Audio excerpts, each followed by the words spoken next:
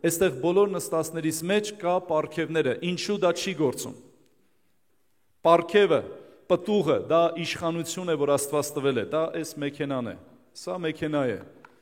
սա շատ զորավոր մեքենա է, ես եղել է ժամանակ տեսել եմ այսպիսի անիվներ իմ գլխից բարձր, միջև 1.80 բարձրություն ունեն, կամ մի քիչ ավելի շատ, սրա զորությունը սա է, մեքենան շարժվում է սրանով, որքան էլ մեքենան թանկարժեք է, ինչքան արժի մեքենան, ամենաթանկը եկեք ասենք, լավ,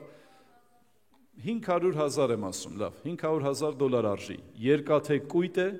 եթե իր մեջ վառելիք չկա, դու գիտեք, որ զապ մեքենան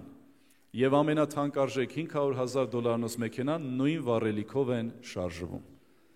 զապ քշողներ, դրանով պարծեցեք, Այն բոլոր թանկ մեքենաների մեջ նույն էներգիան է, որը ձեր մեքենայի մեջ է։ Խնդրում եմ ուշադիր եղեք։ Հիմա տեսեք, առանց սրա երկուսն էլ 0։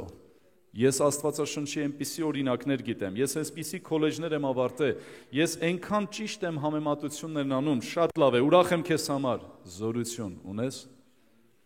Ուշադիր եղեք, Հիսուսը իշխանություն տվեց եկեղեցում, փչեց նրանց վրա Սուրբ Հոգին, բայց ասեց, ոչինչ չանեք։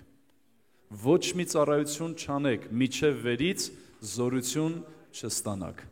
Առանց զորության քո ասածը կրոնավորություն է։ Գիտես,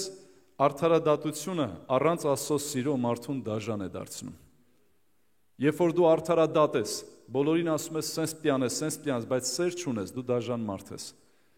Ամեն խոսքը առանց Աստծո հոգու մարդուն ավելի կարապչացնի, քան օգնի։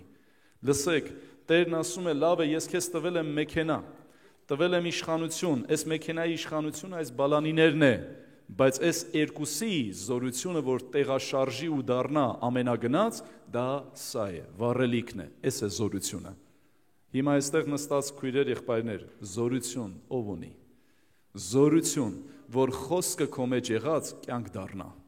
Երբ որ քո մեջ կա խոսք, որ Աստված ինձ հետ է միջև աշխարհի վերջը, դա դեռ իրական չէ, ճշմարիտ չէ, ու քո մեջ ոչ մի փոփոխություն չի բերում, միջև զորությունը չի գալիս, ու այդ խոսքը կենթանանում է, ու մեքենան սկսում է շարժվել։